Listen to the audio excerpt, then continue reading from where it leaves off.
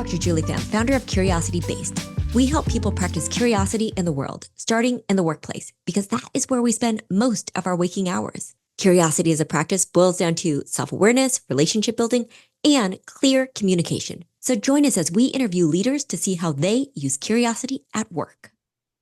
Hi, welcome to the Curiosity at Work podcast. This is Dr. Julie Pham. I get to be here today with Rico Quirindongo, the director of the Office of Planning and Community Development at the City of Seattle. Rico and I have known each other for, I think, nearly 10 years now, and he is an accomplished and award-winning architect and now helping with designing, changing the landscape, the future of one of the fastest growing cities in the US, Seattle. So Rico, thank you so much for being with us today. Of course. Thank you for having me.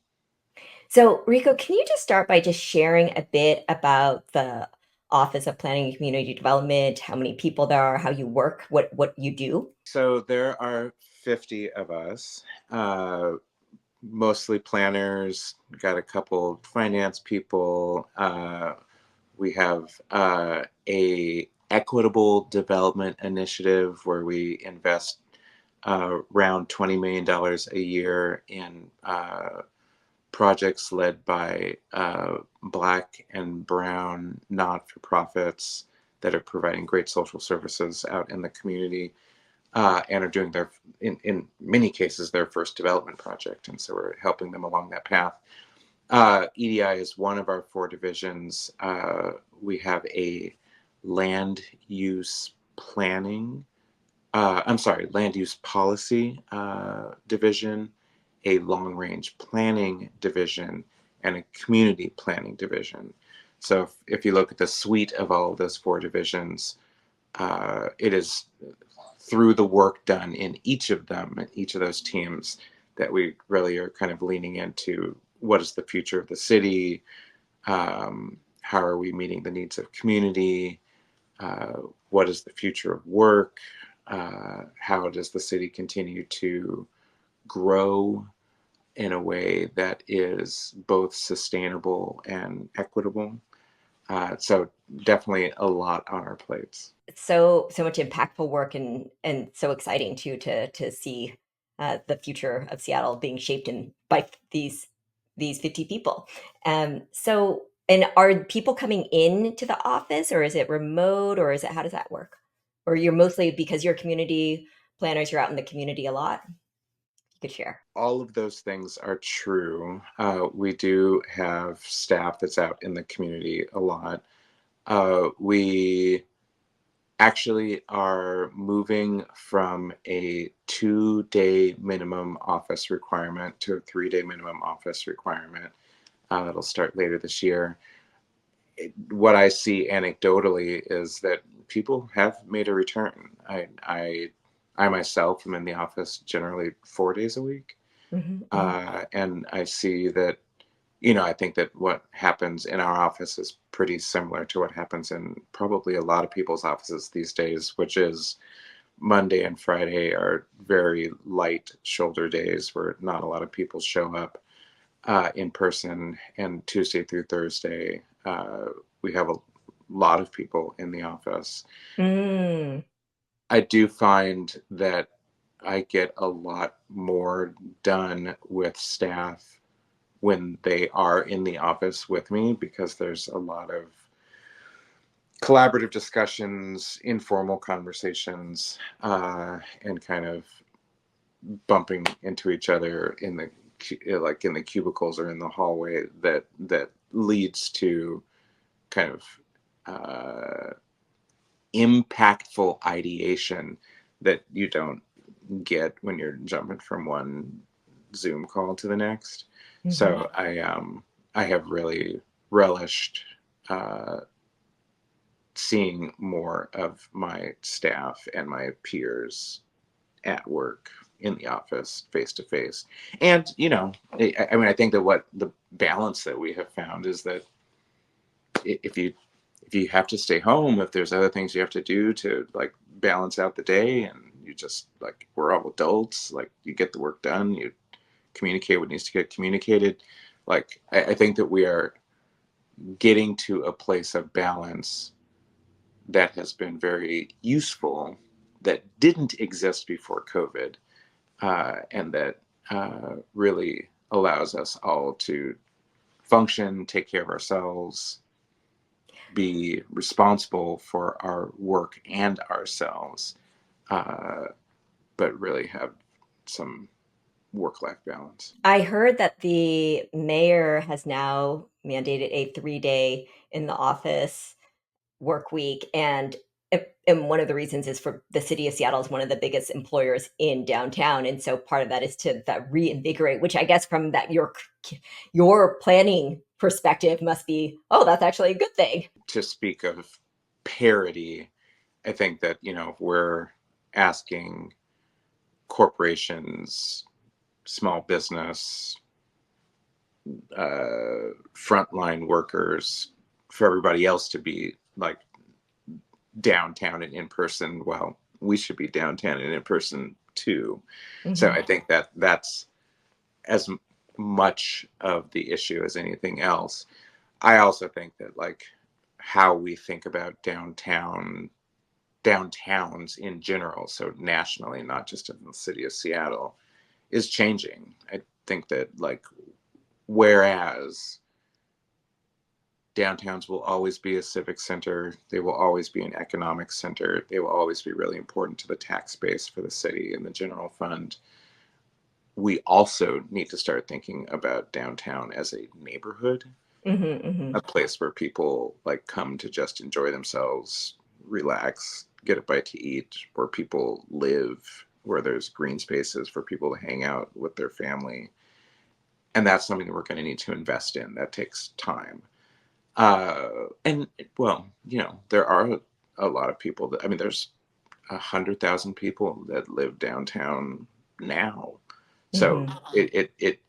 it's not as though it's not a neighborhood already, but I think that both from a perception standpoint and a public investment standpoint, and kind of conversion of some of our office building stock into residential towers, those are all things that I am very excited about us moving toward, to do more placemaking in Mhm. the downtown. Thinking about the mission of OPCD and how you are shaping the future of of how Seattle looks, and there's a lot of pressure on that. There's a lot of public eyes on there. There's a lot of controversy. There are lots of different opinions on that, and so getting to the curiosity and work and how do we practice that, and thinking of it, we think of it curiosity based, we think of it as a practice. It's sometimes something we do and sometimes we don't do, and there can be things that make it really challenging. So with that in mind, what makes it challenging for your team, because they are really in the public eye much more so than many departments, to practice curiosity in your workplace? Hitting the nail on the head. The biggest challenge that we have, I have a staff that is very curious. Like, we do tons of research, we do tons of community engagement. We look at how the work we are doing in Seattle is related to the work in other large cities. We look at what's happening at the state and how that has to be implemented locally. So there's a lot of policy exploration, conversations, like testing things out, that we are constantly in the practice of. So I think that, like, at a conceptual level, we practice curiosity in the office kind of in our everyday. There's not a way for us to do the work without that level of curiosity. And that's actually what makes the work interesting and exciting. Like, we're trying to solve problems, we're trying to be dynamic, do new things. I think that where that becomes a challenge is that, when you're in the world of politics, and this was a change in my understanding and my thinking. Being in the political on the political front lines in the public eye, like testing things out, hyper testing means being willing to fail Mm. and Mm. needing to fail, right? Like Mhm. it requires acknowledging, well, this is new, we don't know how it's going to work out, or it's a pilot project, like let's see how like people respond, the environment responds, like whether this plant grows in this space or not. I'm just as a concept. And sometimes the soil mix isn't right. There's not enough water, like the plant dies. But that gives you information so that you know how to like do it better next time. That that doesn't actually work well in the political realm. Mm. Like people, voters expect their electeds to fix stuff and to get it right. And they also do not expect that they are like in a hyperbolic test chamber. like like they just want to be able to say, hey, we need more green space, we need better schools, we need more housing, we need our prices to be lower, we need less taxes.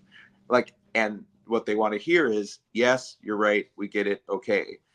And for the work that we're doing, which is so much about like all of the minutia and the policy framework and like the levers that push and pull and turn up and down, it is not that straightforward. And Mhm. so I think that we are really curious about how we can do our work and do it better and build interesting partnerships and try to do the work differently. But um, being in the public eye and knowing that we need to try to support the vision and agendas. I mean, specifically for us, for the exec, we are an office of the executive. My Mhm. boss is the Mhm. mayor. I exist to make the mayor look good and to put his vision into place out in the world. Um, and the city of Seattle, I mean, as you mentioned earlier, it's not just about the solving of the problems that we have here in the city. We are in a national and international conversation about how do we live better? How do we solve our homelessness crisis? How do we uh, address our public safety issues? How do we build more housing and make it affordable? How do we help how do we help Black and brown families build generational wealth? How do we support small business? These are national problems. They're not, I mean, they are local problems, but they are also national problems. And as a international city, there are many eyes on us looking at how we do what we do and whether we are getting it right. Um, and so there is a lot of pressure. And so that does make it hard to be curious because sometimes the pressure and the public eye requires us to have to be extremely pragmatic. Mhm. Mhm. And Mhm. sometimes that pragmatism requires you to dial down on the curiosity side. Thank you for sharing that because the stress that comes with being under what you said, multiple layers of public scrutiny. I hadn't thought about the not just locally, the nationally, the internationally. What do you then, if you could give a specific example of when your team, when people are feeling super stressed, feeling super scrutinized, what's a tip that to practice curiosity around that self-awareness, the relationship building, or clear communication? I mean, all of those things Mhm. are super important. So I'm thinking And if you could about, tie it to a story too. sure. So right now. I was just thinking about the fact that we have the good fortune of being able to be in partnership with Sound Transit, where they have um, brought on the Urban Land Institute as a consultant to explore what overbuild looks like at future light rail stations. What overbuild is that Sound Transit, for this like multi-billion-dollar program where we're building a new light rail line that'll ultimately connect West Seattle all the way to Ballard. We'll have 15 new stations across the line, and at a number of those stations, there's the opportunity to build the transportation light rail station where people go and they get on a train, but to build a building on top of that, which serves some other purpose.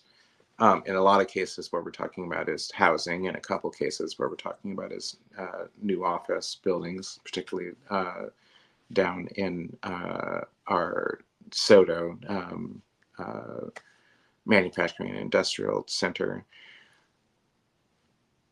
And so we have to lean into a conversation around a lot of different tensions. What's the cost? What's the timeline? What's the public-private partnership?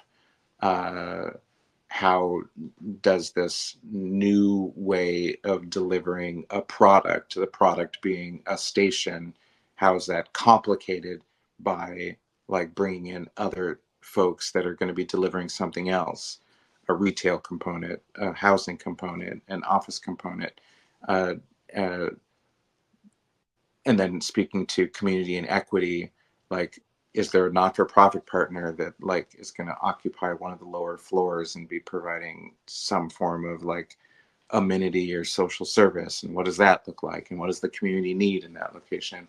Like, it all gets super complicated really quickly, so there is a lot of curiosity there, but then the flip side of that and the tension is, well, you know, the Sound Transit and the Sound Transit board is going to want to see certain things happen in a certain way on a certain timeline and meet a certain budget. And at some point, that idea of like hypertesting and curiosity does have to get like tapped down and uh, focused on the outcomes that the transit authority needs, regardless of the other components that either maybe, I mean, some of them are need to haves and some of them are nice to haves. And trying to, for staff in the conversation with the Urban Land Institute, with the subject matter experts that are brought in to explore issues, with the development community, with Seattle Department of Transportation, who is really important in this space, uh, with the mayor's office, who, the mayor sits on the Sound Transit board. Like, we have to juggle a whole host of uh, stakeholder interests and political issues at the same time that we try to provide unique insight from an urban planning perspective about how we can take what is a great opportunity for what is ultimately a transportation infrastructure project, but turn it into a amazing opportunity for placemaking and for, in part, addressing some of the housing crisis and equity issues and social ills that we are working on in this city to try to get to betterment for everyone. Rico, so to recap what I heard you say is that in terms of encouraging that curiosity, it's almost inspirational actually, because there's the inspiring, hey, whatever we do is going to have a lot of impact. And with urban planners, you actually have to collaborate and you have to consider all of these different stakeholders, and that pushes you to think about your team, to think about things differently. And so while it's very, very stressful because there's so much public scrutiny, there's also this uh, this really creative thinking that's also has to be unified through your particular perspective of being the urban planner voice. So, and I'm thinking about how that can translate to other workplaces of how can leaders, people leaders, actually bring intentionally collaborate, perhaps invite other opportunities to collaborate with different stakeholders when they might not. Like in your case, you need to, but what are opportunities to actually do it intentionally to spark that curiosity? So now moving on to my next question, because I'm thinking you have you have people who your department's growing. I think when we started working together it was 40, now it's 50 people, right? How do you recruit for curiosity? What is your favorite interview question or way to see, how is this person going to be able to want to practice curiosity? So I can't say that I have a favorite interview question. I can say that it is more helpful for me to be able to talk to someone in an informal setting Mhm. than in a formal setting. And the reason for that is because in that informal setting, people tend to be more willing to free associate and Mm. more willing to share, you know, things about which they are curious, their personal biases, where they're from, what's important to them. And I think that those are the things that allow me to understand what is their do you call it threshold for curiosity, capacity for curiosity. Mhm. Um, and so I, because city of Seattle, we have a very formal process for, there's the resume review, and there's the first interview, and then the second interview, and there's a list of questions, and like, um, and all that makes sense for all the reasons that we're a 15,000 human employer. Um, so you have to have a very, which is also like very external facing public. So it makes sense that we have all of those check boxes and very strict policies. Having said that, like I love, even before getting to that, and so I think this is something that I practice before getting to that time where we have a formal um, job opportunity posted online for people to look at and apply to. I would argue that I'm actually in the recruitment process all the Mm. time. You Mhm. know, uh, every time I go to a community event, every time that I go to the University of Washington to speak or be a part of a seminar class, every time I uh, jury a competition, every time like I get together informally with like uh, designers, like out in the community, like at their place of work or in a bar or in a park or down on the new waterfront. I'm curious, like what they're working on, what they're doing, like what's going on in their lives, and like what they're interested in and what they get excited about, because that gives me insight. I mean, selfishly, one of the things Mhm. that Mhm. is give me, and it's not, I don't like, it's not an agenda that I have, Mhm. Mhm. but like in the back of my mind, I'm always thinking about like, what are the things that we're working on next? And like, what are the needs that we have, the gaps that like we want to fill? And like all these amazing people that I have the opportunity to like be in conversation with, and be in spaces with, like, is there an opportunity for me that's also an Mm. opportunity for them? uh, and I think that the informal conversations really do allow me to hear what they are curious about, and hear what their capacity for curiosity is, which sparks ideas for me. And so when it gets down the road, I mean, sometimes it's very direct, sometimes it's very indirect, but uh, you know, I can have those conversations where I'm like, hey, I heard that you're interested in blah blah blah. You should pay attention because I think there may be an opportunity to do that blah blah blah. Like 3 months from now, there might happen to be a job you could lean into. So I think that's where it happens for me. Yeah, and I can also see because for a lot of the people, for urban planners, community planners, that's you're it's more niche, and so you can be having those informal conversations beforehand. And I love you're seeing them in their natural state too. They're not performing for you, so because you can also see, oh, I remember.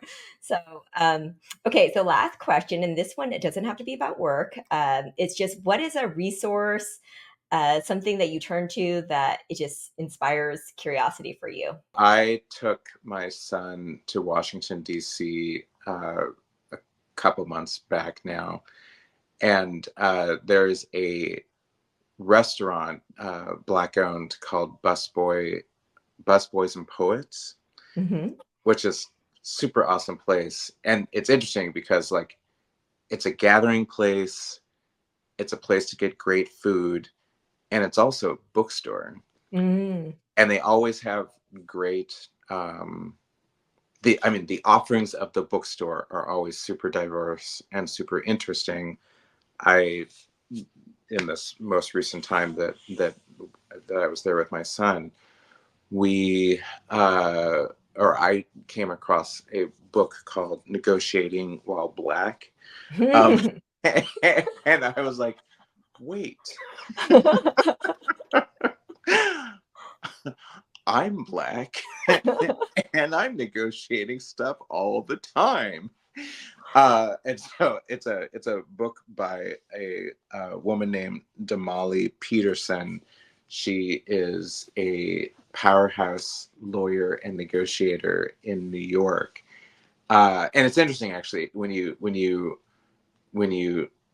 if you open the book and you like start to get into it, she says like straight out the gate, this isn't just a book for black people. It just happens that I'm black, and so therefore it does color how I see the world of negotiation. And she goes on to talk about like bias, and I mean inherent bias, and like asking for what we need and what we want. And there's something in this for everyone. I actually am inherently curious, and I'm also always looking for how I can be a better person, and I mean both in my personal life, but also how I can also do my job better. And so, like this book, I tend to just like read a few pages of it a day, and part of what that does for me is twofold. One, challenge me to get outside of my regular thinking, but also allows me an opportunity to be more reflective and with that kind of little drops of curiosity, look at some of the challenges that I have, circumstances that I'm in, and maybe end up having a different take, or maybe taking an additional pause, or turning left instead of turning right. So it's actually been really nice. I mean, it's nerdy, right? Like I'm reading a book written by a lawyer about how to negotiate like contracts and stuff. Like that's like who wakes up in the morning and that's the first thing they do is like that's what I read. Um, but like it's inspirational. It's also very accessible, and it totally relates. So like that's been very um, gratifying, actually. Well, I can't wait to check it out. And I love that you read actually just a few pages a day. I actually tend to devour, and sometimes that could be, phew. And when you read a few pages a day, maybe what you're thinking through today is going to be different for tomorrow, and that actually also then will color the way that you read that. So not just in the Rico, not just in your book suggestion, which I'm definitely going to check, but also just in the way that you read, I'm getting something from this. So thank you. So now, how people want to reach you, how can they connect with you? Email is always a good way. My email address is rico dot Quirindongo, so that's Quirindongo at seattle.gov.